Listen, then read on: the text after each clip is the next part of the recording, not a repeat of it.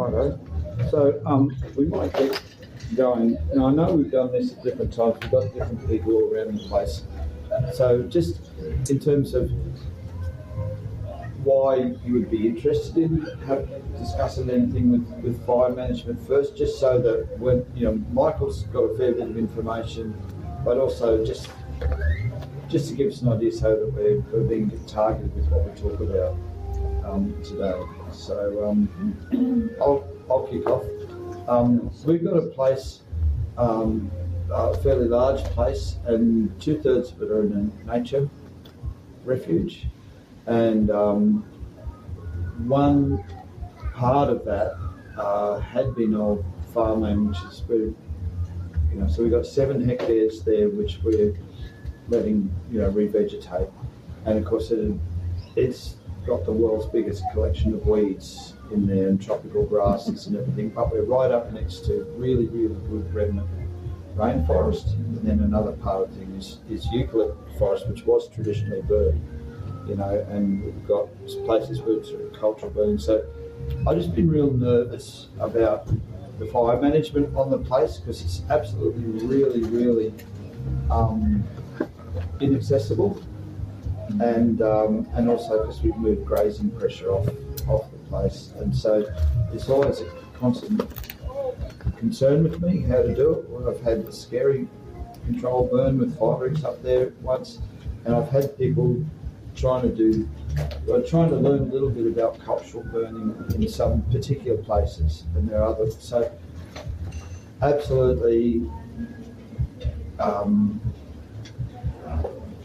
got so much to learn and so much at risk, because none of that forest is actually fire, none of the rainforest is fire adapted, but things have changed so much lately that the risk of getting fire in there and getting into that forest where no one will be able to, it'll just go for kilometres and kilometres and kilometres, and no one will be able to get into that country if it lights up. So I'm very cautious about our fire management. I'm just here to learn. Yeah. So what did you want to find out about? Oh, we've got fairly clear ground. Yeah. But the neighbours have a lot of trees and things, and I just listening to what they're talking about. Yeah.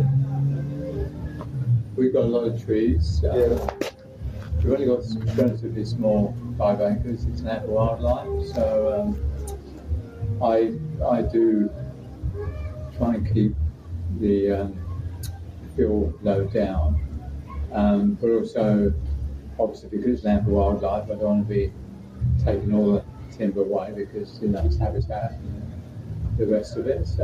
Behind us we've got about it's about 20 acres of woodland, which is old wood. Basically access is fairly good. We've got we've got 2 dams there, but obviously as an ex-fireman myself, I have a lot of respect for fire. I mean, obviously my experience has been in the UK, which is totally different. That's where I started too, Scotland. We had gorse fires. You can't have a fire there. Yeah, it could be similar, Yeah, gorse fires, obviously, I mean, we've lost, I remember in the brigade I was, we lost a fire engine, in the gorse fire, just overtook us. Yeah, it's been like eucalypt, it gives off this volatile, hot days. I mean, we did get a few hot days, not very many, but so that's why I'm here really, just to be on top of what the situation is here. Kim, do you want to give the outline on your situation? Don't ask the question you asked. No, of course I won't do that. So we've got 30 acres. It's dry, probably dry spherical. I'm so wet spherical. So we've got about 5 acres of cleared, which is grass land, or which half of it we keep mowed. The other half, as soon as we've got a new machine, we'll be able to keep mowed as well. Lots of black wattle popping up, but otherwise spotty gum, next mates, things like that. So we haven't, we've been there almost 10 years and haven't had a burn. We came very close when the neighbours tried to light the whole place up a couple of years ago. But yeah, I'd like to learn about how to manage fuel loads without destroying the environment and that sort of thing, and maybe how we should tackle that, particularly down in the area where it's pretty much just bush. Super Kylie. Super fun. Yeah. Property I'm on's was cleared for cattle, but no cattle roams there anymore. Just a few horses up the back. It used to. But it backs onto rainforest on one side, two sides actually, and then we have neighbouring properties. One that used to burn every year, and that was always a little bit of an anxious weekend for us. Mostly because of wildlife. You know, there's lots of koalas up there, and you think, you're burning off underneath koalas, they can't be too bloody happy with that. So that was a bit of anxiety for me, and then we're sort of neighbouring onto other properties. So we don't do any burning besides keeping ourselves warm at night time. And I suppose I love fire. I'm a bit of a fire butt. I think I'm a potential arsonist. And if I had my You're time a again, potential member of a volunteer fire. I really enjoy it. I think it stems from my childhood. Just I used to burn everything that wasn't nailed down. And I think that there is obviously a need to clear fuel. We do it with tractors and mowers and notches and stuff like that. But I think it is probably a natural way to go about it that is beneficial from what I can gather. However, it also concerns me that with fire comes smoke, comes pollution. So there's all these things to juggle, isn't there, when you're thinking about fire? So that's me.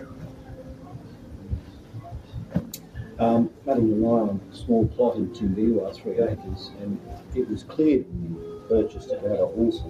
So we've made it. It's land for wildlife. You know, it's beautiful now, lush.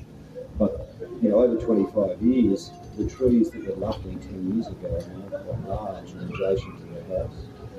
And we did plant bamboo to protect us from the west of the sun, which worked really well until about the last 5 to 7 years of climate change. And now it doesn't matter whether you've got shade or not, it's still hot at 9 or 10 o'clock. I got the local fire warden to just talk with me about how we might work the fire became on our way. And he said he has a 60-metre break around his house, which is clear. It has 20,000 litres of water that's only designated to fight fire. And part of this is, ember strike obviously is a question now. So there's the kind of the general fire risk. But then in our last fire event, there was an ember strike just up the road from us, from Cooperative, and that's several k's. As the crow flies. So I guess there's that ember strike question, and also, what is there to say if you make it around a home? I'm not sure that there is, but even 60 metres seems to me to be vulnerable to an ember strike. And our area has not burned. Its regrowth forest is probably 35, 40 years now, and it hasn't burned as far as I know. So there's an enormous amount of fuel on there. And within a week after a wet event, it's crispy. So it's quite scary. I find it quite scary. I'm not sure we have solutions to that, but how do we kind of mitigate or reduce risk? No, there's no such thing as a single solution. And that fellow bought on a new estate, so it's all cleared, put a house in the middle, so it's a bit of a different situation. Yes. Many people. Well, we're not going to go on clear. That's just crazy. And my perspective would be, we live at the base of Timbiwa lookout, like we're on the other side of that, which means that every great fire season, there's somebody up there dropping a cigarette butt. So the fire, so it's most fire seasons we're living, like this the whole time. I run a hobby farm, so I have a lot of animals, and I was at another farm that I had to evacuate in the really bad fire season a while ago, and so I know exactly what that's like, which is good for preparing for our own property. So I have to have all these plans because I can't own all those floats. So, for how I can get animals off quickly, etc. But yeah, so a lot of it's caused by, either lightning strike or human stupidity that it comes down. Luckily, our neighbour that owns the other half of Timbiwa, because we're at that lane that goes there, he actually has been a long-term member of Volunteer Five Goes, has a fire truck, so he looks after everyone. We have the list, etc. So we're always trying to do all the right things. A lot of ours is cleared with some rainforest gullies that are revegetated. So again, like everyone, we do what we can about fuel loads. So there's all those practical things, but I'm also just interested in, we've got this history of a country with astounding fire practices which have been ignored for a long time, and I'm always keen to learn more about that. Yeah. Which is a good starting point. Yeah. So there we are. I've got you. Michael, do you want to just give people a bit of background about you? Yeah. Apart from playing harmonica and doing beautiful art. I come here for coffee. There you go. It's always a good Being start. Scottish. Well, once was. I'm now a proud member of the Candango Creek. It's not all We have some more chairs there. So we've I don't know got if you would like some fibres for you.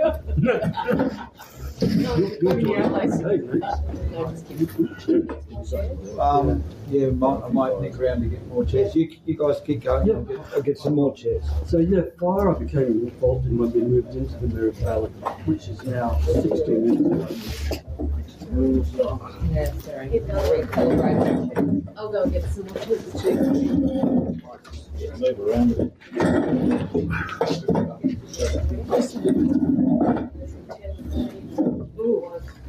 You okay? Yeah. Uneven surfaces. So by the sounds of it, we all live in different properties, obviously. We all have different objectives and different vegetation types. So I'm not going to talk about what can be done with specific things. What I want to talk about is my own practical education in fire, which started 16 years ago when I joined the local volunteer fire brigade, knowing nothing about really the area of fire. And I've slowly accumulated over the years, because it interests me. It's a subject that we all have to work on. It can't be ignored. So what I'm interested in is people and fire management and fire in the landscape. So my starting point, probably from just better experiences, I would prefer to use fire as little as possible, but to use it as efficiently and accurately as possible. And what I've realised over the years, having been involved in small local burns, medium-sized hazard reduction, and gigantic, they call catastrophic fires, is that there are some basic principles that don't change in terms of our own personal approach. And for me, it's important because I started out with bugger all. I knew nothing, very little, except how to light a fire in Midland, Scotland, which was an art. It is an art. So what I've come across in every situation, from the gigantic campaign fires down to little ones, is the first thing we need is goodwill. And goodwill comes firstly from ourselves. It's having goodwill towards our own land, which fits in good stewardship. Goodwill at that point says, well, if I have a problem, or I think I have a problem with my land, or I want to know something about reducing the potential of problems, using goodwill, I would just go and talk to neighbours first. Because if I have a situation, it's likely my neighbours will too. So it's always worth talking to neighbours, find out their opinion. Sometimes they're not going to agree, sometimes they're going to have really divergent opinions. It doesn't too much matter. The important thing is to start talking and not go into confrontation. Because in all the fire situations I've been in where people get angry and go to confrontation, it fucks up. It's not a good thing to do. So it's much better to talk to people first. So that's the goodwill aspect of it. Just I'll go back onto it again and again and again. After that, it's common sense. Now, the big thing I've heard over years and years from the rural fire services is common sense isn't that common, and therefore you must follow rules and regulations. My answer to that is, without common sense, you're probably going to break your legs falling out of bed in the morning. You're not going to be able to cross a street without getting run over, or drive a car without causing potential damage to everyone else. Common sense is really common. Common sense also extends, in my own opinion, and in terms of fire, to our feeling about each other, especially in emergency situations. Instinctively, people look after each other. And that also is common sense. If we work together, we are going to be safer. And we're going to work out solutions.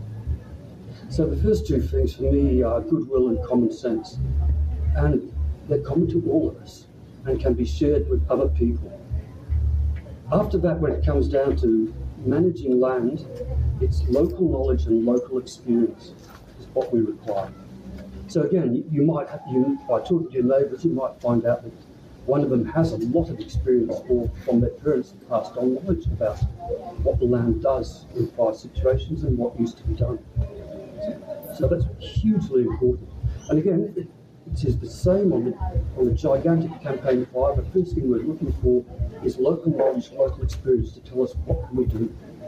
And it's the same on a tiny little scale. Local knowledge and local experience are really important. And so when you use all of those things, the four things together, it gives a basis to start working out what needs to be done. Because every bit of land is different. Conditions are always different. So there's no way I could say, or anyone can say to you, this is what you should do. So the fire warden you were talking of is a very good example of someone you can talk to and get their opinion. So, but before talking to a fire warden or even a local fire brigade, I would say it's most important to talk to your neighbours. Because if we can formulate a small plan just with a couple of neighbours or more, a few discussions will straight away start putting things into perspective. And one neighbour might say, well, look, we've got grass trees there, we don't want them touched. We're starting to learn and develop local knowledge of the land. So once that is done, assuming it can be done with several neighbours talking to each other, then it is worthwhile talking to the fire warden and the local fire brigade. And they will be so happy to have somebody who actually pre-planned a bit ahead, because that's what counts. And from that point onwards, they are entering into it with goodwill, because you've already shown goodwill by getting started. So it makes a big difference in that sense. One of the big things about fire is when it's lit. And a lot of the time, it is not going to be at the right time. If it's going to be done by a local volunteer fire brigade, they're usually going to say, well, Saturday afternoon, because that's when we can be free. Well, and this is true. I'm a volunteer firefighter, so that is when it happens. But very often, most times, that is not the best time to be lighting. The best time is going to be indicated to you by your own bit of land. And again, from experience in large and small fires, I'd say the best time to start practicing with fire is when things will not burn. Don't wait until stuff is a match and it will go up. Start earlier. And it usually starts, if it's a question of bushland interface with private property, grasslands and heavy bushland, it's going to be that interface between the two is where you want to start. Because that gives you straight away a boundary that can be negotiated. By starting that early enough, it'll be small clump grass lighting. So most of it, when you start, it shouldn't burn. So you go, oh, okay, next week we'll try it again. And then you start to find that maybe a few clumps will burn. Now, it's the same thing as purposeful patch planning. It's patch burning. So it's very small scale and leave them up. Now, this can be done by private landholders far more easily than by a fire brigade or any professional, because they have schedules that it's all there. So to actually start early practicing is very, very important. It also means that any small mistakes you make are at the very beginning, where you're not going to set off a catastrophic fire. the fire is actually going to go out. And by that I mean, if I can get a grass edge, clumps of grass on the edge of a forest area to light up, I'm going to be doing that very late in the afternoon when there's no wind. Because I know then that the fire is going to trickle under the trees, and as soon as the sun starts to set, the cold air under the trees flattens the fire. So timing is really important. And that again comes back to learning how to live on your own piece of land. One of the biggest problems, well, for me, and when we first came here, and for everyone else, is fear of fire. And one of the things I've learned about fire is there's no such thing as a good or a bad fire. Fire simply is, it's an absolute element. What can be good about it is how we deal with it, or how we use it. So starting with that, fire is not an evil monster waiting to devastate everything. That's not the case.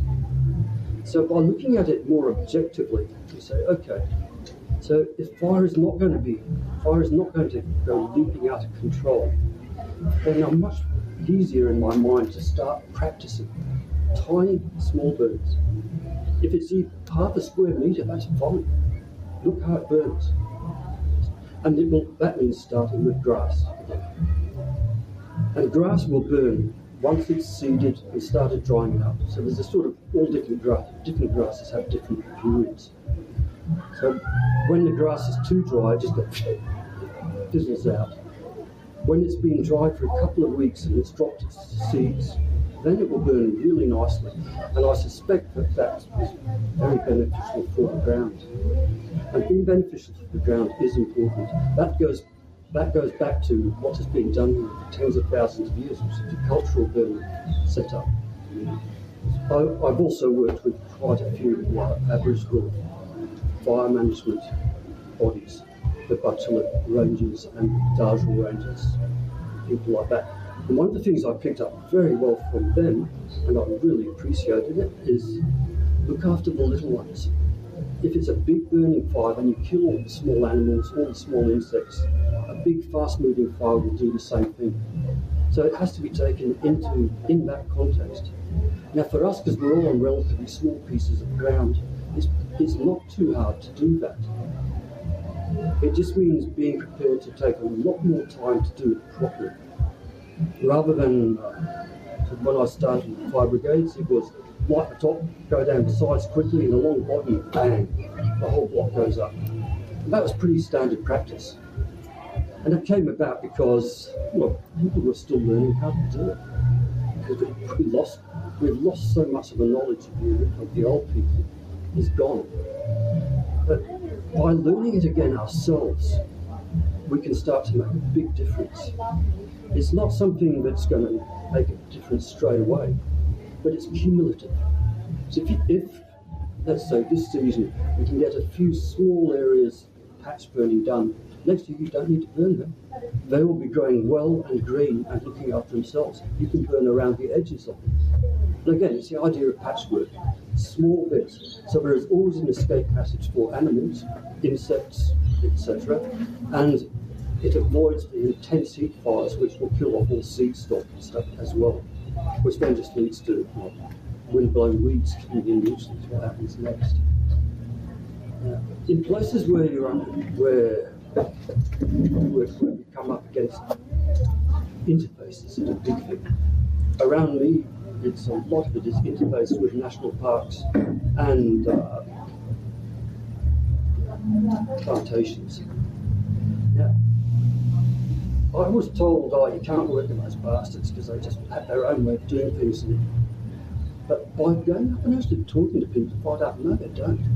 They are absolutely, in every single case I've talked to parks management or private plantations, they are always delighted to be talking to ordinary people, because for them it justifies their approach to fire as well. And also it means a coordinated approach. So if you're working on, you say, we'd like to get the grassland between us and an overgrown forest under control, who has control of that forest? Again, that comes back to contacting the neighbours. Find out who has what. And if it's parks, so usually they are going to be very interested in any proposition which results in better fire management. And they're very skillful at it themselves. They can offer a lot of advice. So working with people is, again, really, really important. And it's, it works for me. Where in my fire brigade area is, we only have 78 stakeholders, as people are called. It makes it sound like vampire killers. What a stakeholder. But there's only 78 properties. Some of them are very, very big. It makes it very easy for me to go around talking to people. Now, most of the major firework in my area is not done by myself with the brigade. It's done by the landowners. We know what's going on. They'll tell us, we're going to be doing this. And we'll say, oh, would you like any assistance or help? And usually they say, no, we've got it worked out. Lance is going to be working with Miles will be working with Charlie. They know, especially because most of them are multi-generational on the land. So it's nice one. So the big thing for me in every situation is talking to people and being of good will. So when it comes down to small things, it helps with organisation. It helps with ongoing plans. Because if you're going to do it once, you're going to do it the next year too. And all of a sudden you have this rolling program, well, not all of a sudden, it's slow. But it sets up a rolling program which self-perpetuates. And by doing it like that, I reckon that we can start coming back to a sustainable fire management practice, which is what the old people did. The big advantage they had was quite simply 50,000 years of knowledge gardening in these particular areas. Plus they had a lot of people on the land. We don't. Most of us are smallholders. There's only one or two people. Hence the importance of trying to work with neighbours if possible, or like-minded people. So there's no harm in getting friends who are interested in learning to come to your place. If you're doing a small burn, they can start practicing too. Now, there are basic common sense rules for any fire. First one is anything over 2 metres by 2 metres by 2 metres, which is a stat we're meant to have a permit for. I reckon that it should be a lot more flexible than that. So I tend to think that if you can look at it, let's say it's a stack. If you can look at it and think to yourself, yeah, that's about 2 by 2 by 2, that's good enough. There's no need to get everyone else involved, especially because if you're doing that, you've already decided to burn it, so you've already cleared off around it. And you know that you're going to be lighting up in the late afternoon, because in the morning or beginning of the afternoon is a potential problem. So those are basic things. So if we're going to burn, yep, the fire warden has to be contacted. Anything over 2 metres, what's that, 2 metres cubed? Anything over that, it is meant to have a permit. And if it doesn't, unfortunately, the consequences can be really quite serious. But most of the time, you'll get a permit without any problems, as long as you have a common sense approach to it. Depending on the area, your fire warden might come out and have a look through with you. Depending on your area, a volunteer from one of the local fire brigades might come out and look. Now, they're going to have a certain amount of knowledge. It's not a good idea to assume that they know absolutely everything, because they don't. Because they don't live on your land. But by putting together their observations, and their observations will be on the legal side of it, what you must avoid doing. Neighbours have to be alerted, for example. You don't want to be burning your neighbour's fence lines or watering infrastructure. So they're common sense basic rules that they will apply. And once you have a permit, usually you're going to be asked by the fire warden, do you require assistance? And if you're in any way uncertain, say yes. And the local fire brigade will come. Now, it will depend on what time they come at. A late afternoon burn or early evening burn is almost always going to take care of itself. But late afternoon and early evening is not good for volunteer firefighters, because we're probably going to be getting up at 5 o'clock in the morning to go to work and stuff. So we don't want to do that. Again, that's the importance of learning to do it ourselves. Another huge problem we have is there are fewer and fewer volunteer firefighters. This is for various reasons. I've been told by professionals it's because volunteerism is no longer popular. I reckon that's rubbish. I think the problem that we have is a huge amount of rules and regulations which simply deters people from wanting to join a brigade. We have to go through police checks. We have to have a blue card.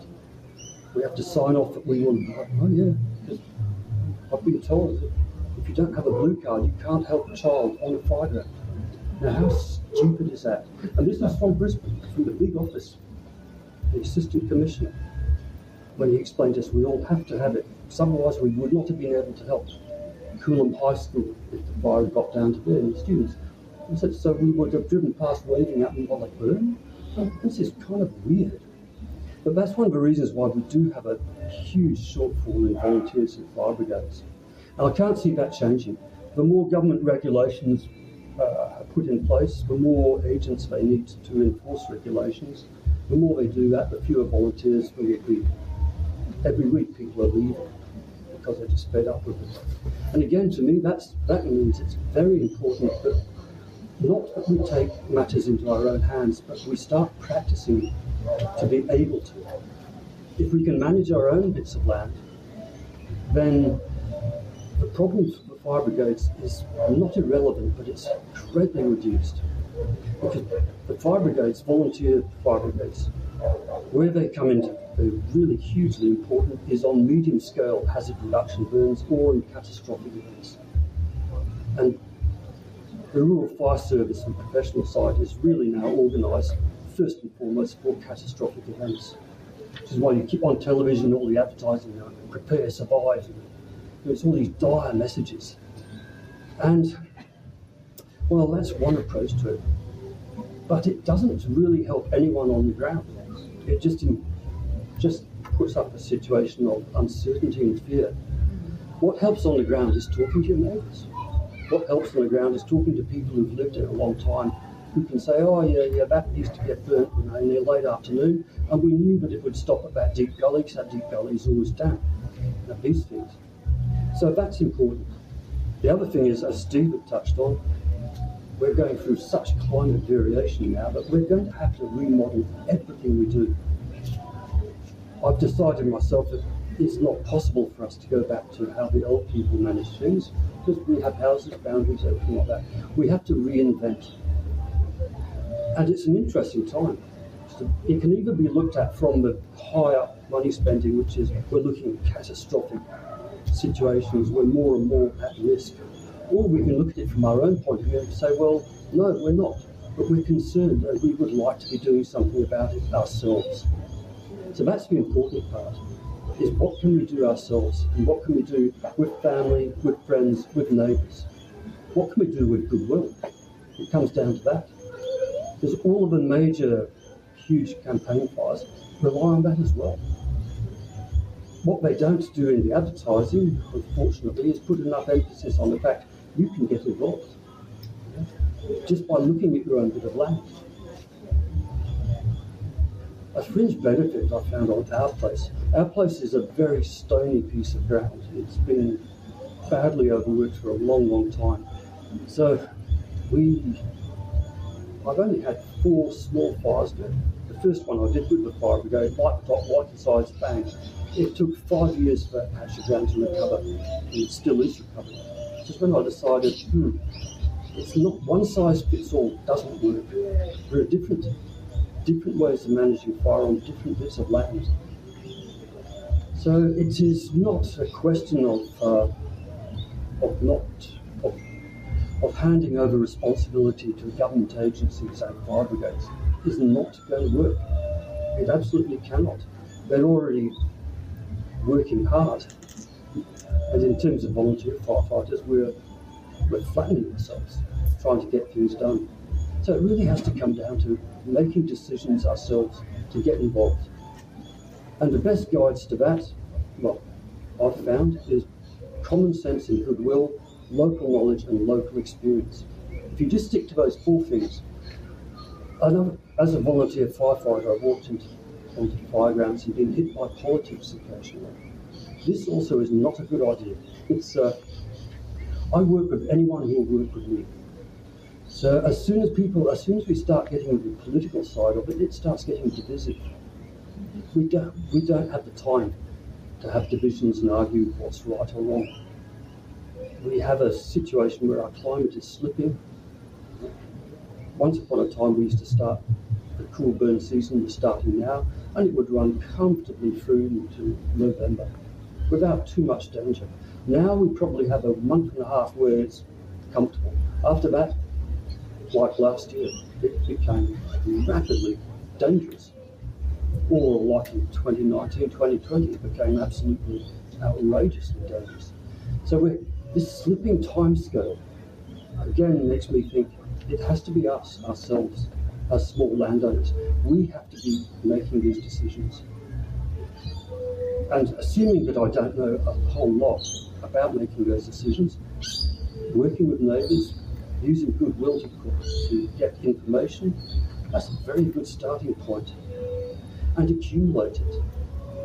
What I found on our own bit of land is by taking a really slow approach to it, almost coincidentally, we started to discover other things, like all the different native plants that started coming up again. We also discovered, for example, slashing on our bit of land was disastrously bad. It flattens everything down, and on rubble slopes, it starts erosion. So our land was covered in mainly weeds and flat blade grass, paddock grass. That's been almost completely eliminated just by letting the native grasses take over again. Now native grasses, the tufting grasses, lamandras, things like that as well, they do not like being slashed. It kills them because they come up in shapes like this. Whereas the flat, broad spreading paddock grasses, they go flat, no worries. They get mown, they just go faster. So our land has converted itself back into almost natural bushland. And all I do is I just chip away at the edges.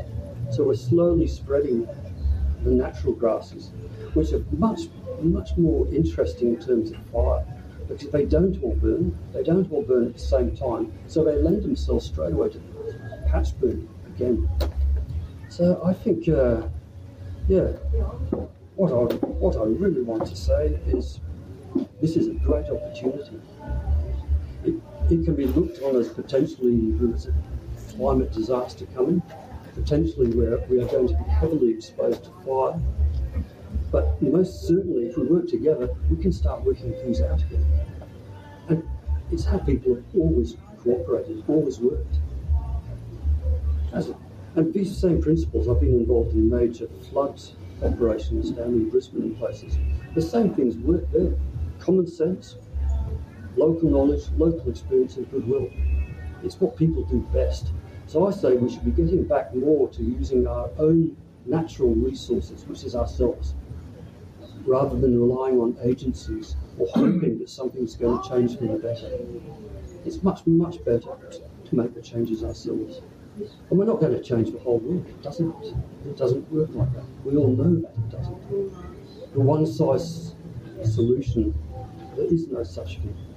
But there are, if we were to look at tens of thousands of us doing what's necessary, yeah, that's an ongoing solution, that's an evolving solution.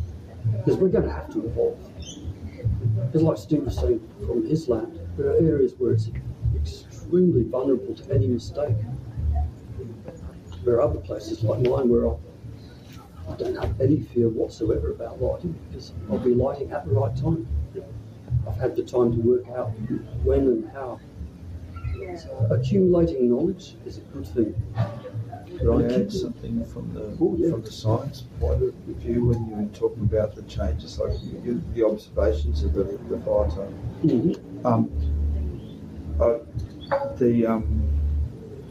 The studies that have done on the water, because my things generally be water and surface water management, all the studies that have been done on this area in the water management and going forward in terms of what we're looking at in climate change, and the reason why the fire situation, it's consistent with your observations on the fire situation. So that in this area, it's pretty unambiguous that what we're heading for is not much of a change in the average amount of rainfall, but a huge change in the variability of rainfall. So we're going to get much more intense dumps of rain and then much longer dry periods after it. And the other thing that's happening is the temperatures, more variable with some of the bigger extremes, so we'll get more of those extreme hot days as well. But overall, the level of evaporation is going to go up dramatically in this area. So this is one of the reasons we're looking at the surface water resources in our streams, and that they're going to be hard to manage. We're going to see surface water disappearing. And we already are seeing that in the observations now, and it's looking like a lot of our small streams are going to, like Kandanga Creek, Alamore Creek, we lost more periods of time when they're just dry and surface water. But if you think about that from a fire point of view, we're going to get these incredible periods of lush growth like this last season, and then we're going to follow it with a long dry spell with increased hot days.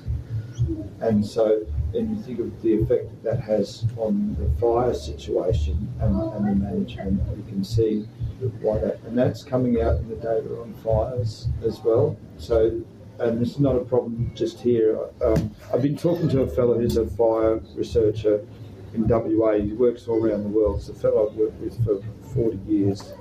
And he's works mainly in Western Australia, but the intensity of fires in the last 10 to 15 years has just ramped up the world, not the numbers but the intensity. The number of extreme fires has ramped up the world around. So it's not just a thing with us here, and their whole focus on how to manage it, they're really worried about the effect this is going to have, because we've got fewer people on the ground living in country areas to manage it.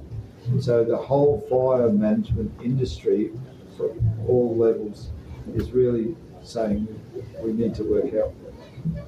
It's a change situation. And that's happened even with Parks and Hancock's managing all the plantations. All their fire management protocols went out the window from about 2015 onwards.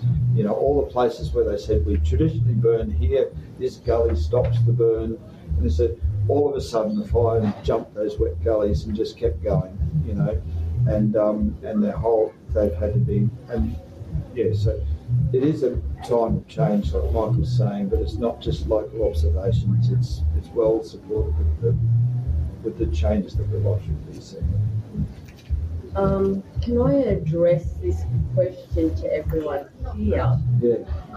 So I'll start with myself. So on our property, I would say that the predominant fire load that we carry is blady grass and lantana. What does everyone else have? Yeah. So am I right in assuming that stuff just goes up like that and travels fast? No? You talk about Lantana generally doesn't. It's a long flounders. Blady grass does at the right time of year. Blady grass also adapts very, very well to fire, which is a bit of a bugger. On our land, for example, blady grass, we're reducing it down into very small patches. I just cut it. I just keep cutting it until the other grasses start to balance out the area. So would you say that as part of a fire management plan, as well as doing the patch burning, you should also be doing mulching rather than slashing? Oh, yes. Yeah. I think at the beginning when I started out, I said my own opinion about fire is to use it as little as possible and use it as effectively as possible. And that fits exactly into what you're saying. Use every available resource. Because once your land is balanced out again, Steve would know more about it than me, but I know things like lantana, they're precursor plants. They make fantastic mulch beds. So if you keep knocking them down, the mulch underneath is then there for other plants to be using. So fire is not always the answer. There is one caveat to that, depending on what sort of country that you're in. A lot of it depends on the vegetation as well. So I'll just take a quick diversion. So in early stuff, when we talked about painting, we talked about sort of native vegetation in these places. There's a lot of information going into now in terms of fire management for each sort of vegetation type, sort of forestry. And if you look at the vegetation maps on your property, your property vegetation management maps and that sort of thing, if you look up that number, which might be 12, 11, 10, in the state vegetation mapping, they'll have, this is all the sorts of plants it is, but this is really sensitive to fire, or this can cope with fire. There's a whole lot of fire management on that types of vegetation. When you go, we've got the type of vegetation in our place, which is, it's subtropical lowland rainforest in subtropical Australia, right? And it's been flogged. We got some intact. It's been flogged in other places, and it's growing back up. And lantana colonises this sort of really, really well. But we've also got this bloody Hamel Guinea grass, which has been a pasture plant, which is grown in. So you have the lantana there, and you get start really getting in on top of this, lantana, so you get the forest growing back or whatever. And if you're too keen and you leave too much of a bare patch, this guinea grass invades, boom, like that, and it is 10 times worse. Like, it's a terrible, terrible, terrible fire risk. You get this grass which grows up 10 foot tall, quick as a wink, and then dries off in the winter and leaves you with this huge fuel load. So it's what Mike was saying. You've got to learn your types and your grasses and that sort of stuff. So. And then the last thing you want to do is burn that guinea grass, because it'll burn the forest. So you then have to go to other methods of managing the guinea grass. And that. So it's just what Mike was saying, local learning about what you've got exactly there. That's an example of lantana. Yeah. And it's the approach. It's the common sense approach. We can't solve all of these problems just like that. It's taken 200 years to get to the point where we have this serious problem. We're not going to resolve it, but by being observant and deciding to do it, that's really what it comes down to. And I keep coming back to the main thing for me in everything to do with fire is people and goodwill. Work with other people, find out what they know, make plans together. Don't leave it to government agencies, because with the best will in the world, they're not going to be able to manage it. They don't have the local knowledge, they don't have the local experience. We do.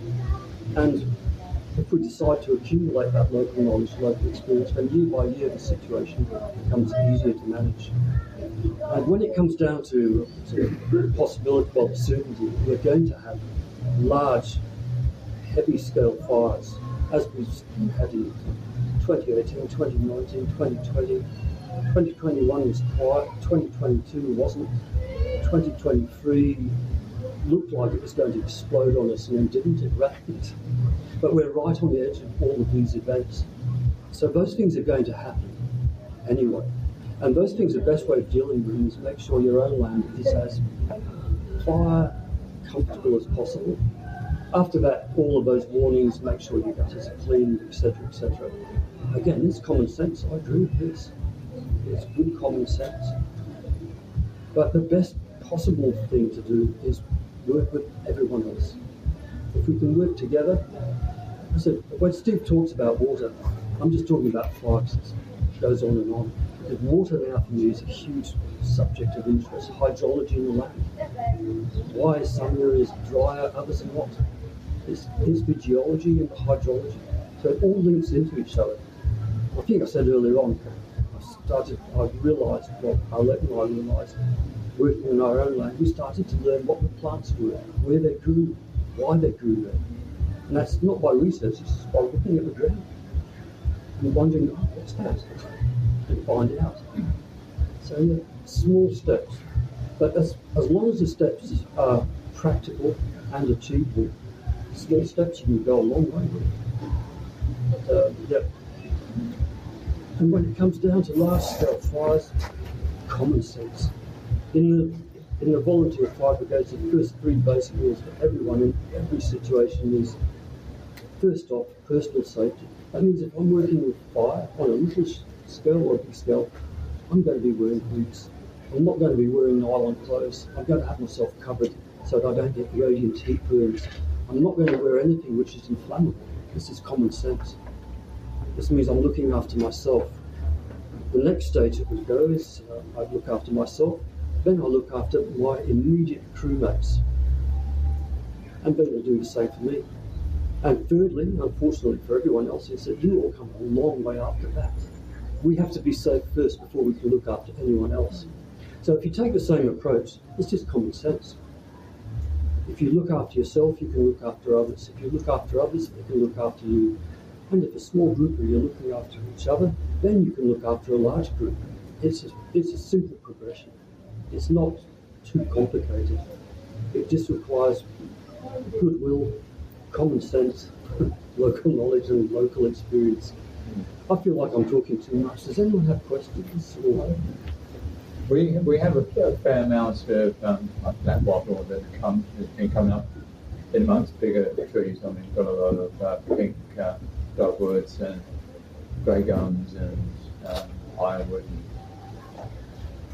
All I've been doing in the past, I've been burning, just building up and burning with the fire cone, obviously. What I've decided to do these days is actually I've been dragging it down to different areas of the back of the property and having separate piles and then chainsawing so that I actually reduce it to smaller amounts, so it's reducing the actual amount of air that's in the stack, so it lays flat.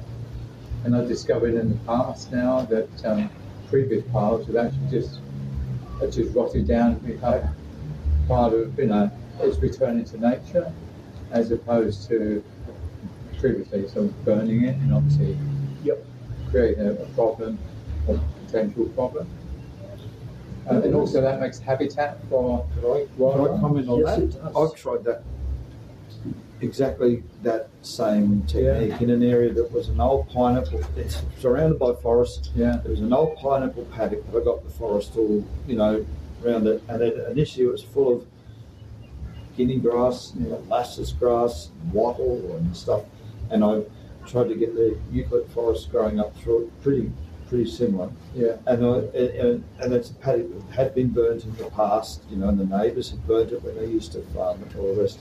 I've tried the same things, going through and thinning out the wattle, and it's an area that I'm trying to select for trees and habitats, really good glider habitats, really good koala habitat, and trying to get some of the native grasses in behind it. And for the last 5 years, that's what we've been doing. It's a bit labour intensive, so we've been going through and dropping selectively dropping and thinning out with a chainsaw, and then dropping it but dropping it in windrows across the slope, because it's steep, and just laying it all in lines. Just laying it in lines and just chopping it down. Yeah. If it's an area I can get the tractor to, I can crush it with the tractor. Yeah.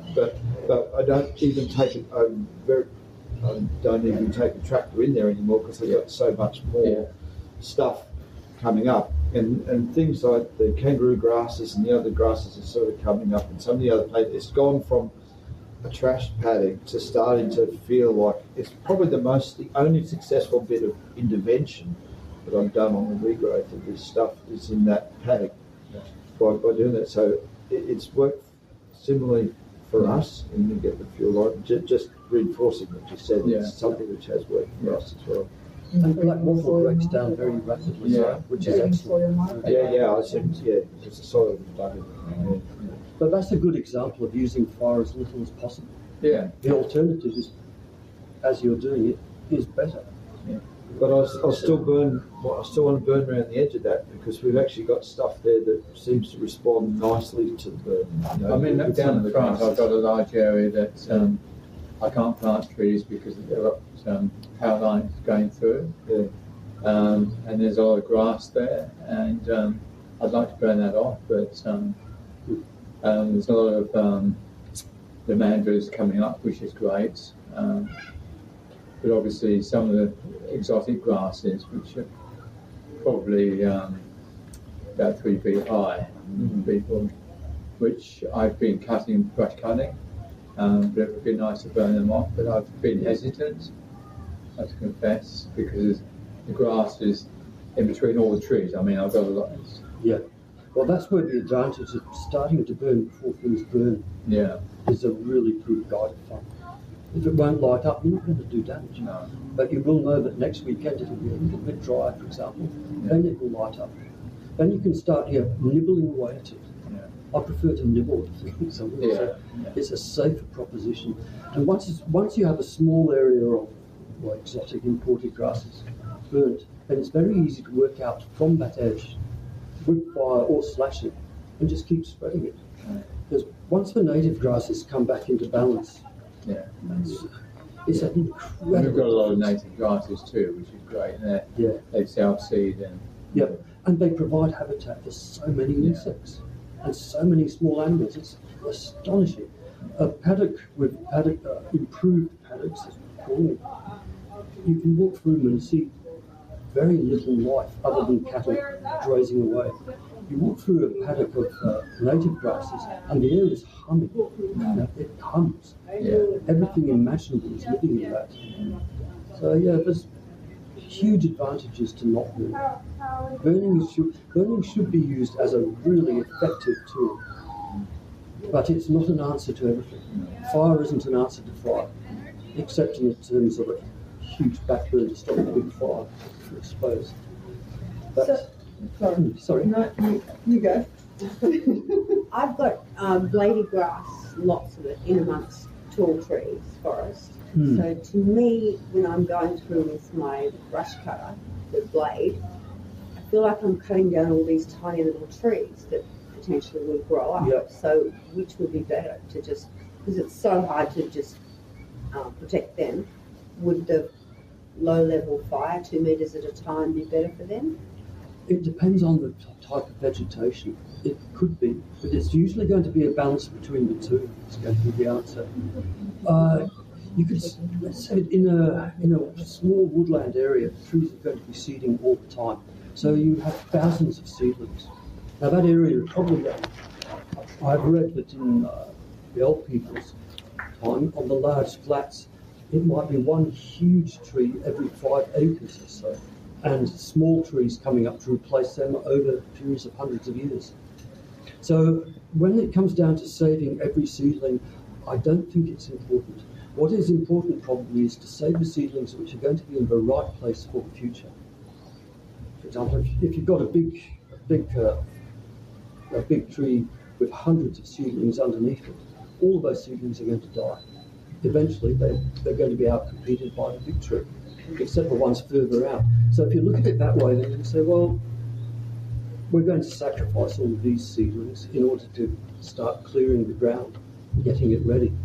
I guess where I was coming from with that question was that maybe this mixture of dry grass and green grass that you're burning might be less severe on potential big trees than slashing.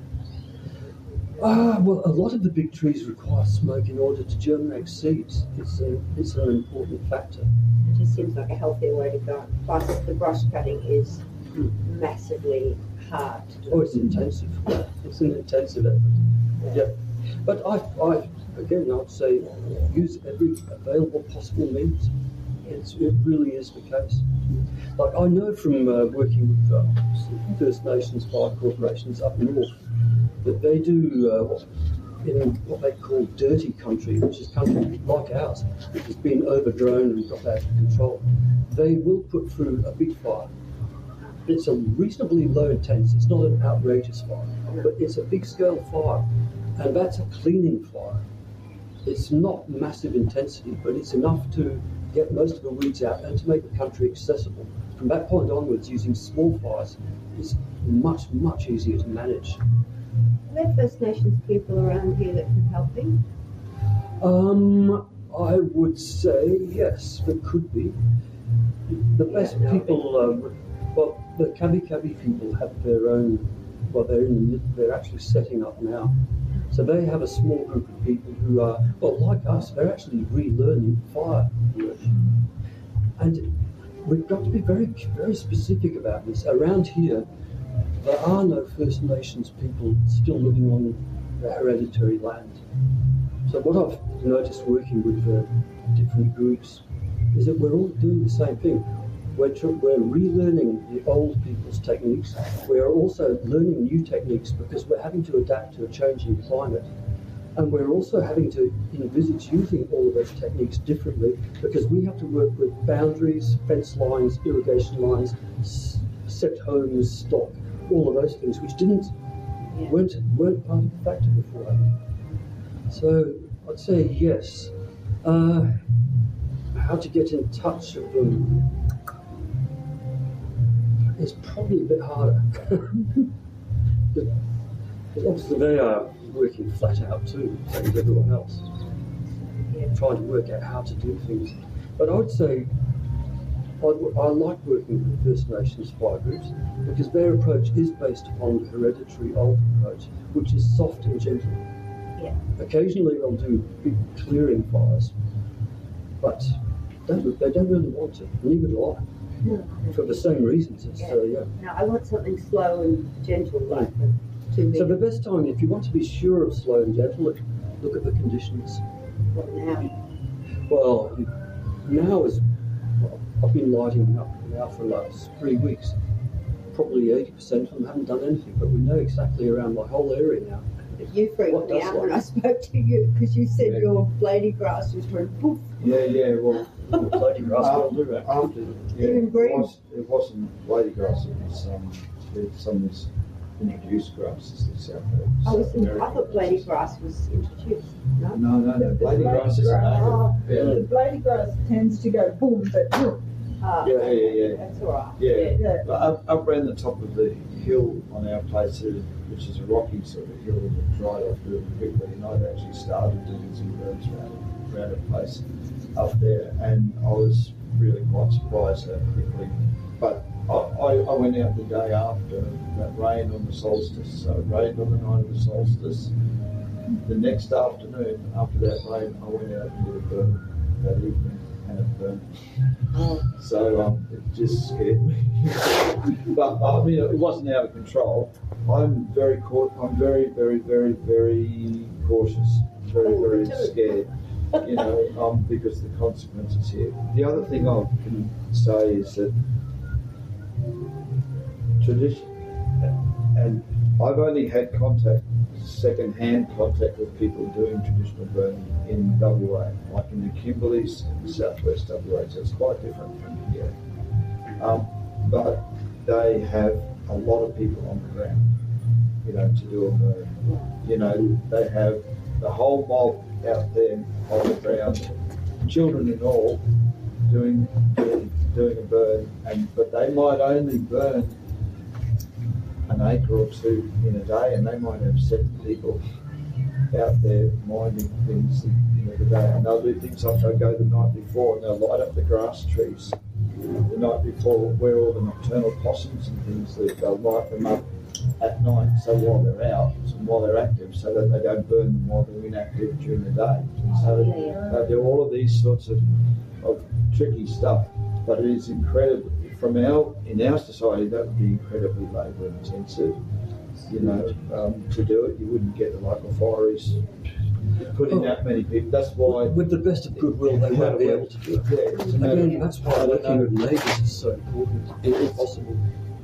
What Mike was saying is we've just got to find some new way, which is a better way of doing it, which incorporates just where we're at with this sort of situation. And I don't think I did ring up a mate he's been a fire consultant and expert and running companies and that. And I said, what's the answer? He said, oh, we don't really know. We're still trying to work it out, but things are changing really hard. Because I thought for today he would have, here's a little advice package for small landholders that we've all worked out, you know, and I can say, here it is. And he knows he's got to be joking. We don't know what the hell we're doing. It's changing so quick. So that's the feedback from the professionals, you know. And again, that highlights the extreme shortcomings of professionals. They work within parameters. When you're working on your own land, you're working on in your own time, in your own scale. So again, it comes down to there isn't any one answer. I like the Aboriginal fire corporations, but they are also having to work through the political side of it, which complicates things again. It's unfortunate, but it's real. It exists. And again, to me, it just comes back to what I've come across time and time again, is in any fire situation, the very best tool I've got is goodwill. Start from there. So you said it 5 times, so but it's a really important message. Well, but for me, it's changed everything. Especially, sorry, yes. Can I just ask, does anyone have ochre on their place? Yeah. How do you get rid of that? And will that burn? No. No. And because of where it grows in places where in that forest it doesn't burn, and you don't want to be burning in a lot of that sort of forest where it grows anyway. Exactly what I figured. So the only solution I've found to ochre is a chemical. Okay, that I've tried, but bear with me because I'm really a no chemicals guy wherever I can be. Yeah. And it's long-handled loppers. Yeah, that's what I've been doing. And chop it off, and a chemical called Vigilant. It's a gel, you know, which comes as and you can put a little container of Vigilant. It's not very toxic to humans, very toxic to plants, which means it's very toxic. But and it's a gel, and you put it on the cut stump immediately, and it works pretty well. You know, labour intensive. You've got to put it on immediately, you know, straight after you cut. But then you've got, if you've had an ochre plant that's been going, then you've got all that thicket of seedlings all around it. I know ochre really well. It's you know. How do you spell it? OCHNA, Mickey Mouse plant. Oh, right, yeah. People have it in their garden as an ornamental plant. Yeah. It was pretty for a while. Yeah, and then a lot of people think it's a native plant because it looks like a scrub plant. You know. It does. But that thicket of seedlings round the, you know, when you've got it there, that's the hard management. We've been trying to get rid of.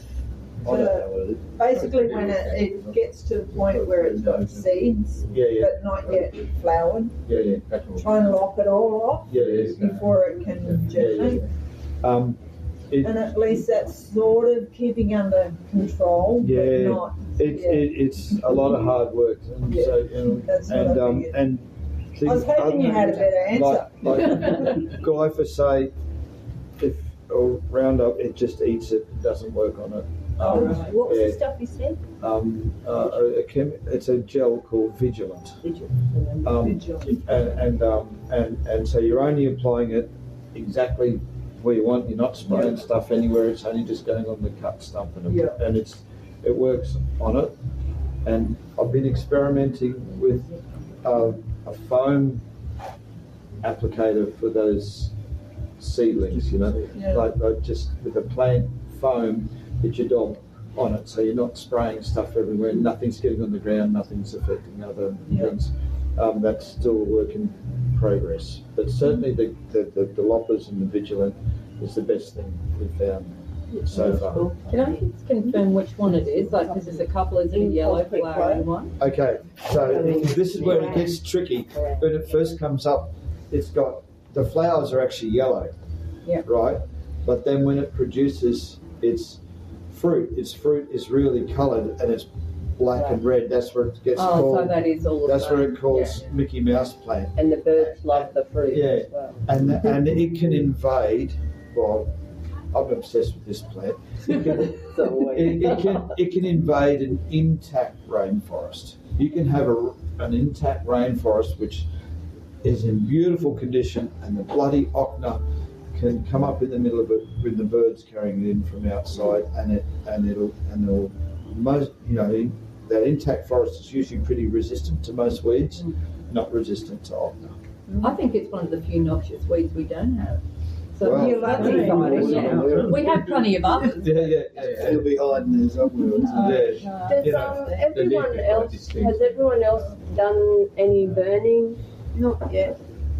Anyone tried burning? Not patch burning. Our neighbours have burnt heaps, and it seems to go quite well for them. They do it every year. But is burning really only good for grass areas? Like, no? No. Burning, it can be used in multiple situations, I would say.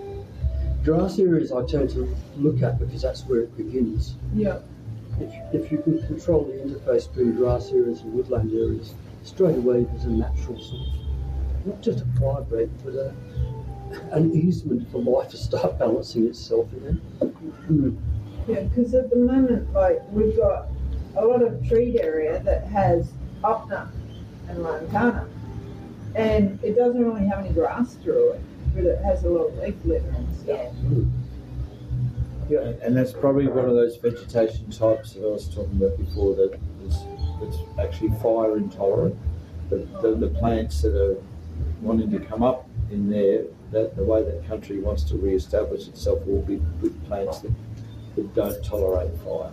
You know, but right next to it you might have some grey gum and, you know, bloodwood forest. Blue gums and with the blue gum. So I'm just sort of thinking of, you know, about the sort of vegetation types, and maybe with that fern that comes up underneath it or something. And that country there is fire adapted, you know, and it might be on a slightly different side, or it might be just because it's been burnt by Aboriginal people for a long time, you know, going back, and so that country could be traditionally burnt, but you know, over here, 30 metres away, in this other forest with the good leaf litter and all the rainforest plants starting to come up underneath it, those plants won't tolerate fire. And so that's the issue. That's the main issue we've got, say, on our place, for example. We've got this interface between the different forest types. And actually that interface is the best place in the whole farm in terms of wildlife and everything, because it's most diverse. But this country over here is a country where I've had Aboriginal people come through and pointing out the burning and pointing out the places and pointing out that, you know, and saying, you see that, the way that's come, that's because that's been traditionally burnt. And so that's the area where I would probably like to do more burning if I can get over my fear of lighting up the neighbour's place and lighting up the national park, you know. And this other area here is the area I'm afraid of. If a fire got away, it would burn that, and that doesn't come back. I'll give you a really good example. Up the back of Imber, where they're doing the Brumba Pump Hydro, and I'm the stakeholder reference group for that, and we've toured up there and had a look at all the vegetation management and stuff. There was massive fires went through at the top end of Yabba Creek and burnt this absolutely beautiful remnant rainforest, which probably has not been burnt for thousands of years. And 2015 there was some catastrophic fires up there. You would probably Lane Satho's place up there at the top. You were probably there, you know, and went up that hill up past the Borgen Road there, right up to the top of the hill. Yep. And all that beautiful forest. All gone. And it's probably never going to come back now, that rainforest. The way it's come back, because it's now all legume and guinea grass and lantana and stuff. It'll take a long time to balance again. Yeah, well, it sort of changed the soil completely by burning all the carbon out of the soil because it was really hot. And Fungi underneath the soil. sorry? The fungi underneath. Yeah, just the whole soil is completely different, you know, because and it's one of the areas where this mob want to try and re-establish the forest there as an offset for building the hydro, and we don't think that they're going to have any success doing that. But, They may, but I've looked at the same area of land and thought, well, who are the people who are going to maintain it and encourage it? There are no people, and they've got no plans for that either. yeah. And So up the top of that range there is the best meadow of native grasses under a tree. There's a woodland, the whole area that they're wanting to flood with the top reservoir for that project is this beautiful eucalypt woodland, absolutely magnificent, with patches of rainforest in it, and the whole lot is where they're putting the top reservoir. And that, I've got some pictures, that has got the best stand of meadows of native kangaroo grasses and that I've ever seen in my life through that country. We're up there, it's just never seen anything like it. And but it had been regularly burnt by grazing, you know, for years and years, and that's what's maintained that. So it's all tied in with the management, and they're right next to each other. You know, this rainforest up here that's never going to come back, and then this woodland up the top, which is in the best health that I've ever seen a woodland. You know, It's going to be flooded. Same thing. Sorry, It's going to be flooded. they're going to dig it all up, and It could be flooded. We don't know. But they're going to dig it. anyway, sorry, that's a diversion. Well, it's not really a diversion, because my fire brigade district covers that area. Yeah. So for me, it's something that I think about every day. Yeah. Along with the landowners, the big grazers, the small blockers, we're all looking at it going, what does this mean? And what it means is we don't know. Because they're large agencies who have much more important things to think about than us and the well-being around it. They've told me as a fire brigade, as I'm the first officer of the local fire brigade, they've said to us, we will work cooperatively with you in fire management. And that's on a printed out formula letter, and that's all we get. Yes.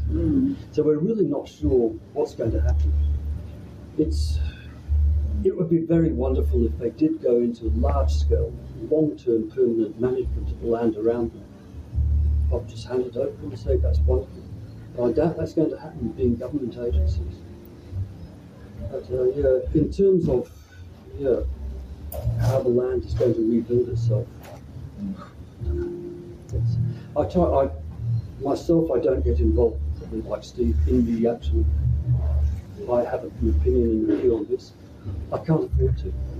I'm much more interested in what can we do practically with fire. And myself, I'd like to see it. No down there, but a bloody nuclear reactor do need fire. There. Right there. Right in the middle of my own fire. I think that's a stirring comment. I think that's a stirring comment, that one. And not the comment that we should finish this. The opposite. Anyway. It's always a good idea to finish with a comment. If you don't mind, I would like to sort of summarise. I've sort of been sitting back and having a bit of a listen to everything that's going on, and because we have this changing climate, and we have past issues that we have to deal with our own land. A lot of us are coming into land that's already been dealt with by previous owners, etc., and it's all new, it's all changing. I think that probably the best thing to do would be to consider yourself the expert of your own land. That's what you want to become. And take in all the information that you can. If you're going to burn on your own land, make sure that you're within the law, within the limits, and that you let everybody who needs to know, and try and get as much help as you can to do it. And I think that there could be a lot to be learnt from just that experiment alone. So starting from the first step would be the way to go. You know, pick out your little purposeful patch, put a match to it with, much organisation and thought with it first up. And maybe not just do it on your place, if you can do it on your neighbour's place as well and do it together. That would be your first step, I think, to becoming the expert of fire management in your own way. And work out why you're trying to do it. You know, there's a lot of reasons to burn. Mostly to prevent fire, I think, is to keep yourself safe. Secondly, to try and manage the land so that you're getting rid of the foliage that you don't want and don't need, whether it be it's a weed or whether it's a plant that is going to bring about, you know, fire issues in the future.